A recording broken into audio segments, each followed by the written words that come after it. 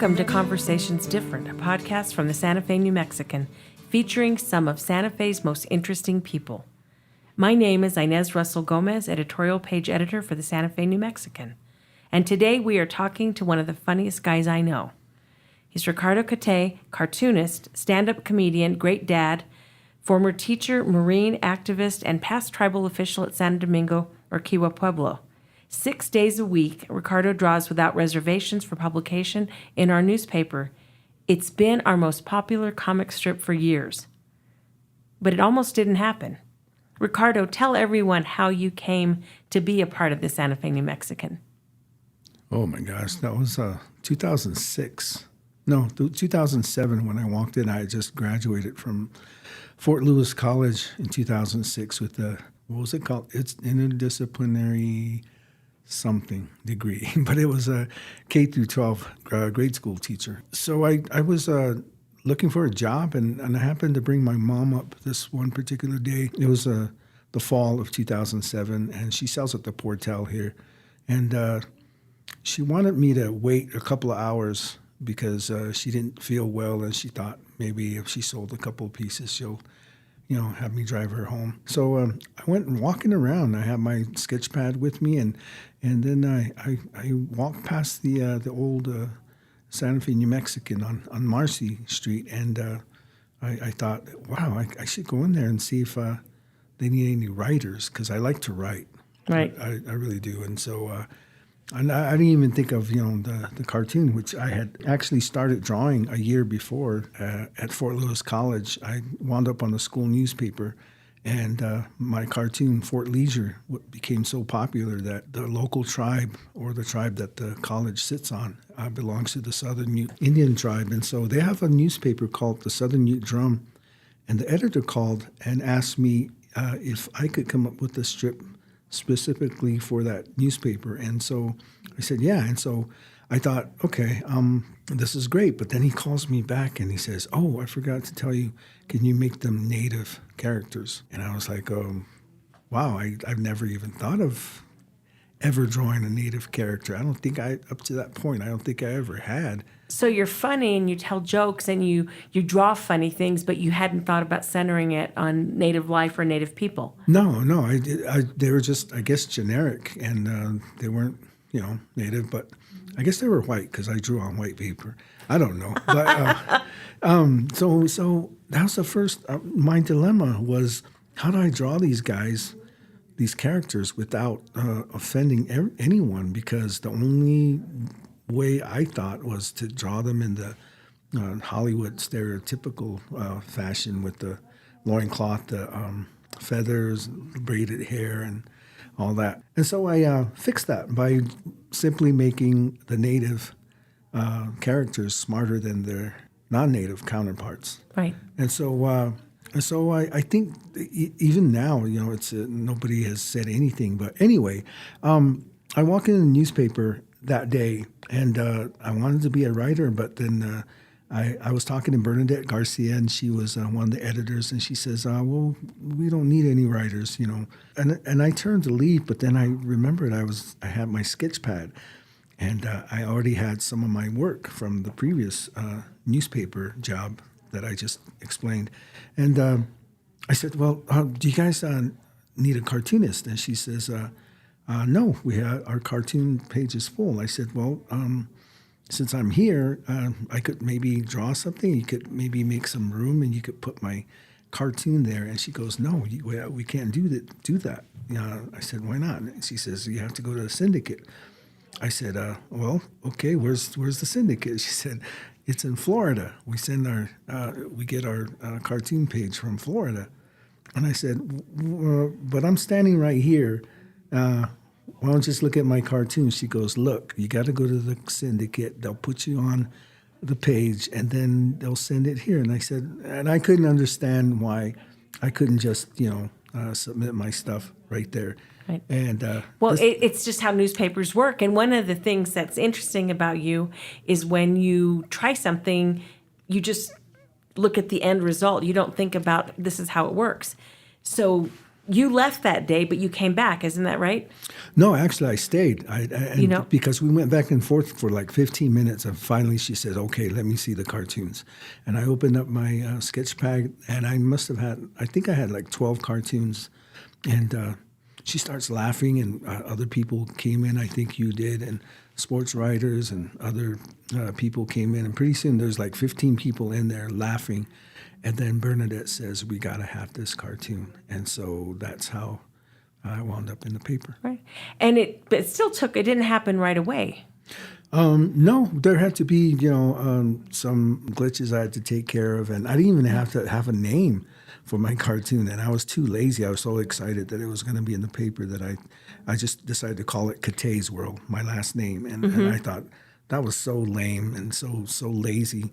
And then, but 2 weeks before the cartoon was to come out, I had submitted some of my work, and Bernadette calls me. She says, I noticed you submitted your cartoons in black and white. I said, yeah. And she said, do you mind coloring them? I said, no. Yeah. And then she says, are you sure? Because I guess I paused or something. And she goes, are you sure? I said, yeah. And then she says, you have no reservations about that. And I was like, Bernadette, that's the name of my cartoon. What? Without reservations? Without reservations. And I came up with the name in that conversation. But she inspired it to some degree. Well, yeah, of course, because Yeah.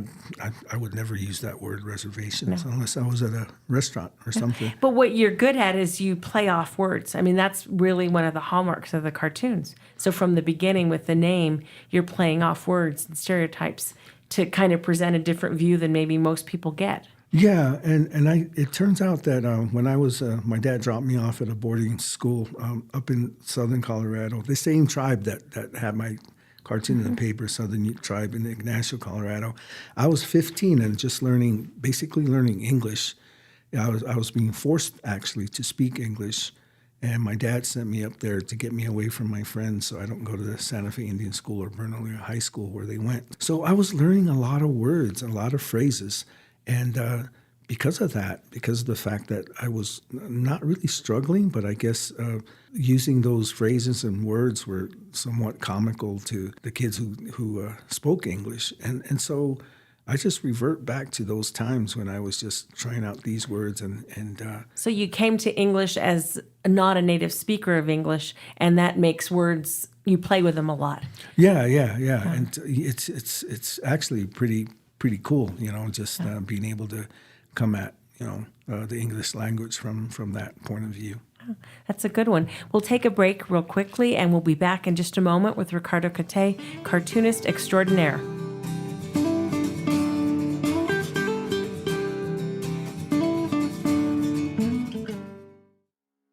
Thanks, Inez. This is Patrick Dorsey, publisher of the Santa Fe New Mexican.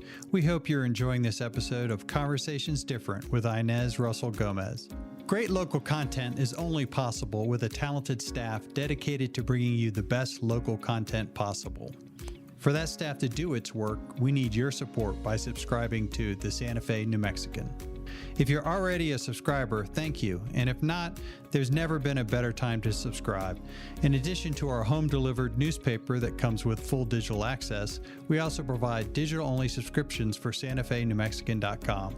We'll also be releasing more online-only audio and video programming moving forward. The Santa Fe New Mexican has been here for nearly 175 years, and we want to continue being your source for local news and information. Visit us at SantaFeNewMexican.com/subscribe or call us at 505-986-3010. Thank you. It's a new day in New Mexico, and the doors to boundless opportunity are open as tens of thousands of New Mexicans reach higher to pursue a dream, broaden their horizons, and retrain for a better job. With the New Mexico Lottery and Opportunity Scholarships, you could build yourself a better future anywhere in the state. You put in the hard work, we'll help with the costs. For eligibility details, visit reachhighernm.com.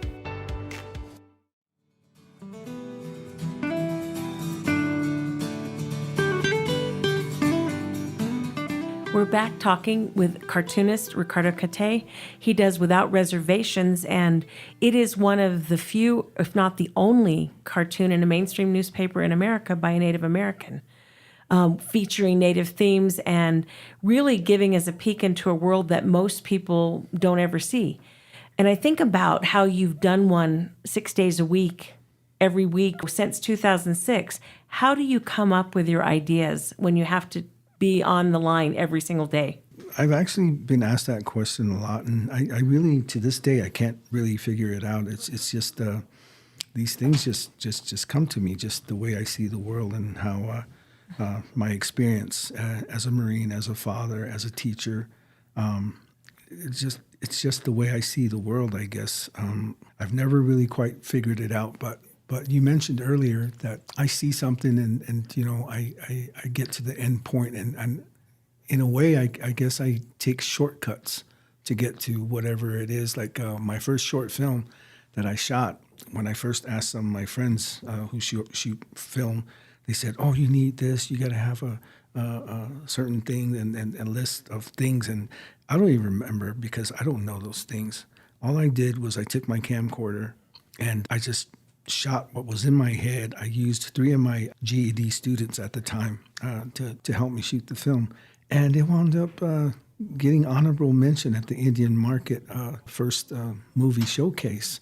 We lost to a movie that was that took like $200,000 to make. And here I was with just this one camera and shooting this little film called Happy Days. So it's basically the same thing with the cartoons. People have told me that you have to draw it a certain way, or these lines have to be thicker, or this or that. But this is the cartoon that I pictured in my head. And growing up with Charles Schultz's Peanuts and how simple they were, well, that's how I wanted my cartoons. And so they're drawn simple, but the message is huge. Yeah, it's profound. It is. Yeah. And so you have two characters that everybody loves, I think, the chief and the general. And what do you think makes them so appealing? Well, I think, I guess I lucked out when, at the very beginning, when I came up with these characters, I could have given the chief like a name, like a real, like Sitting Bull or any of those, Chief Joseph, any of those famous names. And then, of course, the general looks like General Custer, and he could have simply been Custer. But for some reason, I was able to foresee that if I did that, I would be somewhat constricted to just those characters and things they've done. And so now I decided to make them generic, like the chief and the general. They're very simple. They don't really have names. But then it turns out years later that now when they have a conversation, the chief is speaking for the natives and the general is speaking for the non-natives. And so I have a lot of fun with that. Yeah. I remember you had a streak of mentions of scalping, and people would call to the paper, and they were very offended by that. And I loved the response. Tell people about the cartoon you drew where the general gets buried up to his neck. And because you can no longer scalp, what happens to him? Oh, from now on, we'll be combed and permed instead of being scalped. And it was just my way of trying to get back to what I was doing. And, this is my cartoon, and it's a native cartoon. And for 538 years, no one's asked us, how we felt about certain things. And now here's my chance to do that. And, I'm not going to have anyone, stop me at this point, because now I have this really cool way of putting Native issues on the table, and people are actually talking about it. And so I figured out a way to do that, and I'd like to keep working on this and, see what happens. Well, the first cartoon, I've always thought that was just a huge one, because tell everybody about the first cartoon that ran in the paper. It's a father and a son, and they're overlooking this big valley. And what does the father tell the son? Yeah, he's got his right arm outstretched, and his left arm is around the shoulder of his young son. And he goes, "Someday, son, none of this will be yours." I had seen a New Yorker cartoon or somewhere. I seen something like that where it's a father, son, and he goes, well, I guess it's a famous phrase where the father says, someday all of this will be yours. And, but for us, it's, even though I don't know how to describe it, but it's funny, but at the same time, I'm like, I'm very lucky because the things that we do have left do not really have monetary value, such as land or gold or oil or whatever. But it's our culture, our language, and I think that's what makes it funny for natives. That particular cartoon. I mean, they should be angry, but I think they understand where I'm coming from, where I'm making fun of the fact that those things don't really mean anything to us. You have an inheritance that's about more than things. Yeah. I mean, you speak your language. You spoke it as a child, and in fact, had to learn English later. How did you make sure you passed it on to your children? Well, the first thing was I always talked to them in our language, and I never stopped. I still talk to them to this day. And I noticed that a lot of the children that are going to Head Start, where they get them at age 2, and even infants now, used to be from age 3 to 4, they would go to Head Start. And I noticed a lot of the kids were losing their language, even though a lot of my nieces and nephews were being taught our language, but somehow they lost it at school because all the kids started speaking English. And so I simply told my kids, they don't have any kids yet. I'm not a grandfather yet officially, but That you know of. that I know of. I said, I told them, I don't want my grandkids going to Head Start because it's not necessary. I mean, Head Start started out as a social program where kids could get along with other kids and learn how to brush teeth, wash hands, and stuff. But now there's that academic aspect that kind of crept in, and I'm sure I could, teach my grandkids all that in my language without, using any English, and Right. and it's not going to hurt them one bit. And so they promised me that my grandkids will not go to Head Start because of the fact that I want them to speak our language, get a good grasp of speaking our language Before they go out into the world. Yes. Yeah. That's a good time to take a break. We'll be right back with Ricardo Caté, cartoonist.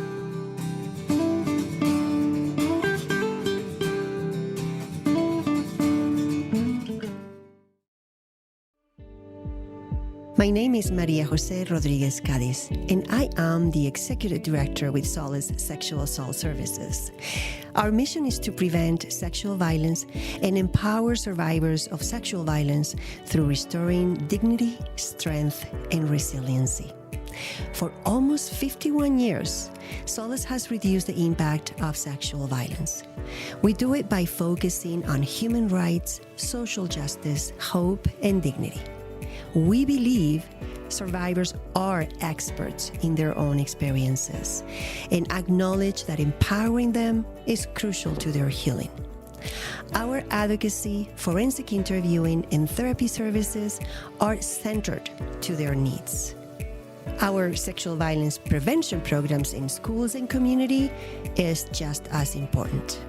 Please check our website at findsolace.org. And if in need, you can call our 24/7 hotline, which is 800-721-7273. Your support is crucial to the lives of survivors. Thank you. Gracias.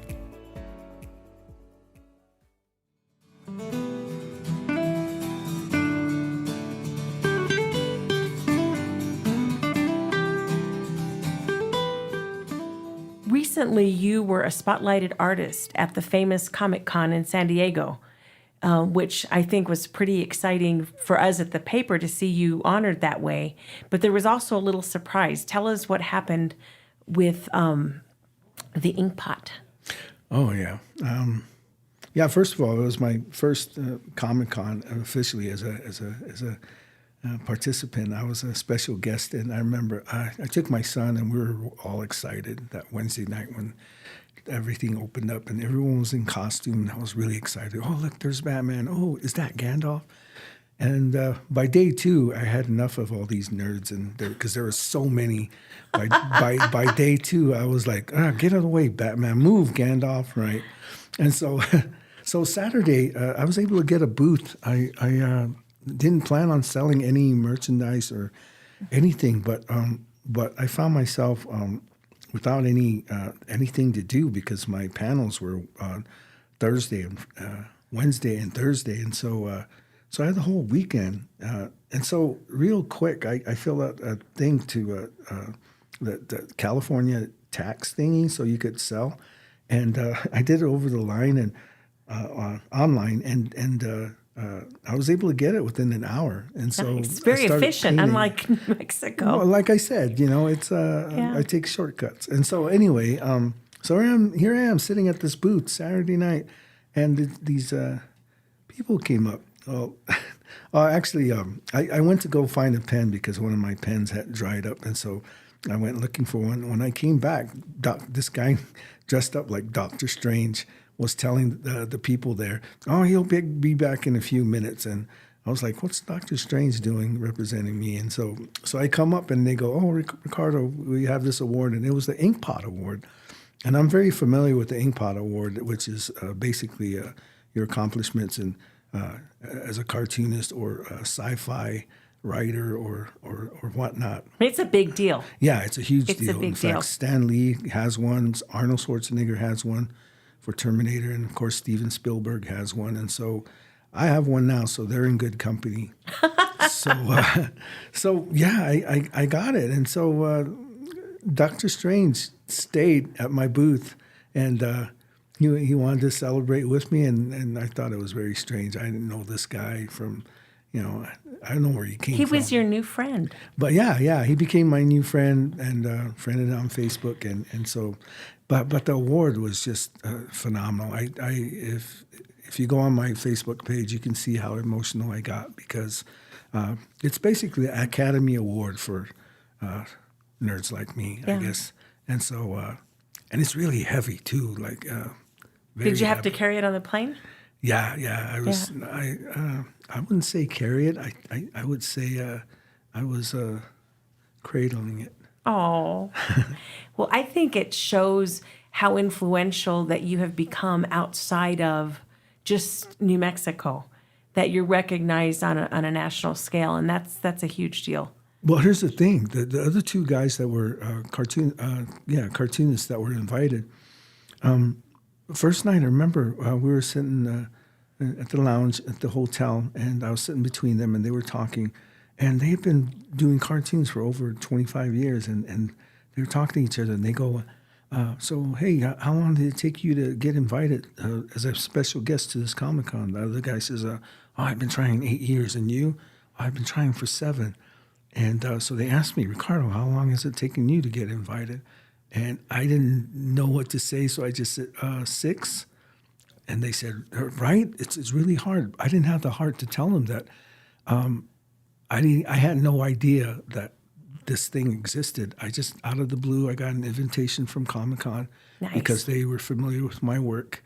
And I didn't have the heart to tell them that, but I didn't have the heart to tell them either that they had already asked me last year. Right. But I turned them down. Oh, wow. I didn't know what I was turning down, this huge deal, but that year, I was a tribal official. I was one of the war captains for the tribe, and that's all I concentrated on. And so, like you said, this thing I'm doing, I'm pretty much mind my own business. People ask me to if I should draw for other newspapers, and I said absolutely not. I just want to be in this one paper. Oh, you could be famous. You could do, and I'm like, no. You can make more money, but it's not about the money. Right. It's just I just like being in this paper. I still think that if we collect the more universal of all of the ones you've done, we could still, someday we're going to get you syndicated. That's our long-term goal. You also, I forget to say, are in the Taos News, which is the weekly paper that is the sister paper to the New Mexican, and you've been in the Osage paper as well, haven't you? Yeah. Yeah, Shannon Shaw Duty, who was, is that her last name still? Yep. Okay. She was the editor for the Osage News, and this was back a few years ago when that particular tribe was going through monetary issues, land issues, oil issues, and the council was doing some outrageous things. And so she was sending me all these stories, and I would draw cartoons specifically for whatever was happening there. And after about a few months, that council demanded to know who I was. Oh, wow. They were asking her, and she would not tell them who I was because I didn't sign my cartoons. I was, Nice. but the readership, the general public loved the cartoons because I was simply pointing out how silly all that stuff that was The going fighting on with was. that. Yeah. So One of the things I used to tell people is that if you would go to a House Pueblo, there almost always was a cartoon of yours on the refrigerator.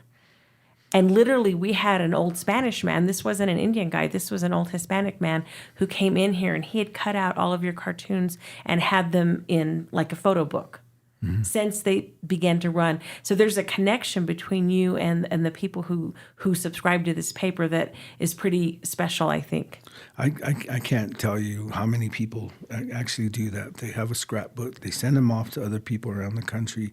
They put them on the refrigerator. I don't know why the fridge, the stove and dishwasher are probably jealous. But yeah, people do that. And you know, I remember doing that one time with one of Gary Larson's cartoons. I wanted to cut it out. I felt, really, it was really funny. It was a native cartoon too. And I cut it out, but that was just a one time. But here, people do it all the time with my cartoon, and I find that fascinating. But at the same time, it's what keeps me grounded when I think of those people and what this cartoon means to them. Well, it's a way of being seen for people who aren't seen very often. And I think that's huge. And you've collected the cartoons into books. You have, I don't know how many, 3, 4 published, but there's one that you can get at the Indian Pueblo Cultural Center and other places. Yeah, Still out? Yeah, when I first started out, I actually self-published three books, but they were unofficial. They don't even have the barcodes and the numbers and the Library of Congress thingy. They're just books I just put out there. And I have them all.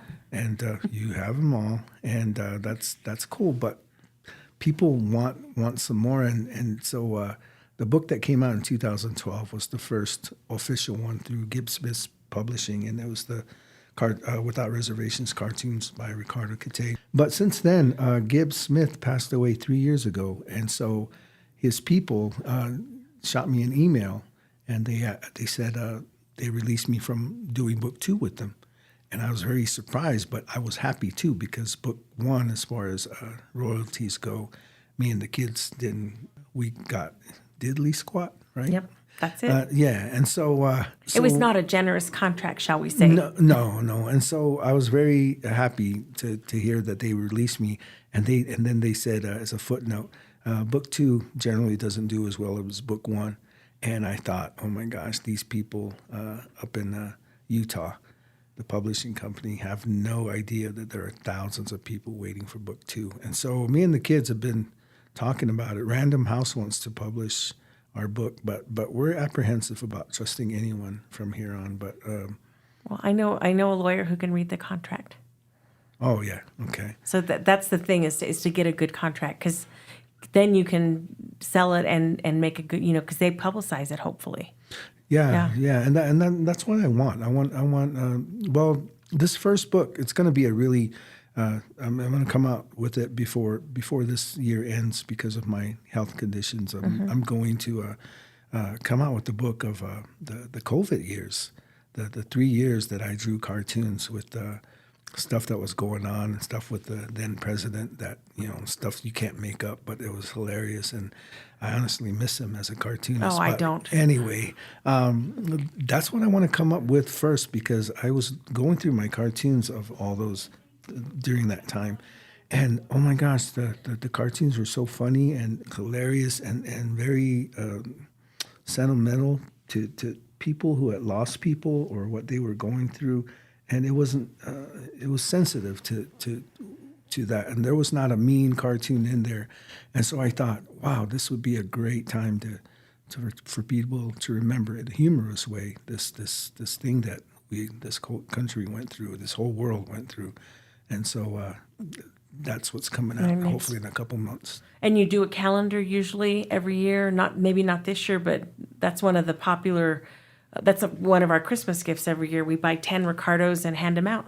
Yeah, actually, people are asking me already, but I don't think you'll be ready for the Indian market this year. But hopefully, I'm thinking this year is the first year since before COVID that San Domingo is having their Arts and Crafts Fair Labor Day weekend. So I'm hopefully unveiling the calendar that weekend. All right, that's good. So there's something new coming at the newspaper. Should you ever get comfortable, you got a new studio in Bernalillo, you're drawing, and what happens when you finish enough cartoons? Oh, This is a big news announcement, people. yeah, I'm going to. I'm hoping with the space that I have enough light, and I have. I will start drawing a comic strip, a 4-panel comic strip, with the chief and the general and the other characters, which will hopefully be featured in the Sunday edition. So you're going to be part of the New Sunday Mexican. Funnies. Yeah. That's the next thing. So I've always wanted to do that. I actually started out with the strip when I first started at age 11, and the panel I came up with that back in 2006. So I'm good at both. So I'm really looking forward to being able to draw the strip, because you have like three different columns to set up the punchline, which is at the very end, and I really like that because it has a kind of a Calvin and Hobbes feel to it. Right. Yeah. And I think about it, you're good at setting up jokes because you're also a stand-up comedian. So this is going to be a chance to lay it out there a little bit. With the one panel, you have to just tell it straight. But with this, you're going to have a little introduction and kind of follow up with a punchline. Yeah, and I think that's really interesting when I do that, because you would think that this story is going or that joke is going one way, but then at the very end there's this twist, and that's what I like about the strip and doing stand-up comedy here. I like doing stand-up comedy. Every Wednesday, me and my friends, we do it up here at the Chili Line. It's an open mic. I just think comedy, doing stand-up, it's the most frightening thing I think I've ever done, which is why I do it. Yeah. And so now I concentrate on that because for some reason it's helping me socially. It's helping me with the comics. It's helping me just being able to get my point across. Something about comedy and how people relate in that atmosphere in the club or in the stage. Yeah, because most of them are strangers, and you go up on stage, and the first thing they go is like, "Wow, who is this guy?" And so you introduce yourself, and then of course I introduce myself as a Native American, and I'll go, "Yeah, as you can see, I'm Native American. You may have seen me scalping tickets outside, or something like that," and then it starts. You know, I just go from there, and. Just like my cartoon, a lot of my jokes are universal. They're not like inside jokes that only natives get. And so I'm really working on that, and I think that helps me with my cartoons. Makes sense. On the other hand, how many comic strips ever had a joke about people pointing lips? Because there is some really inside native humor in your cartoons, and that's what's so subtle, I think, about it, because you have the universals. You know, the two guys going to the bathroom, peeing in the river, and don't drink that water kind of thing. That's universal. But then you have the tribal officials, or, you know, I love the diabetes conference and they're serving donuts. You know, you just have a lot of things that hit on a lot of levels. Yeah, I think you already said that at the very, very beginning when you were introducing me, where you said that I'm drawing things or introducing people to the native world, and so. So I do it in a subtle way, but people actually get it. Yeah. And that's a really good place to wrap up. We've enjoyed talking to Ricardo Caté, who draws Without Reservations, that appears in the Santa Fe New Mexican, and we are very glad that it does. Thank you, Ricardo, and have a great day. Thank you.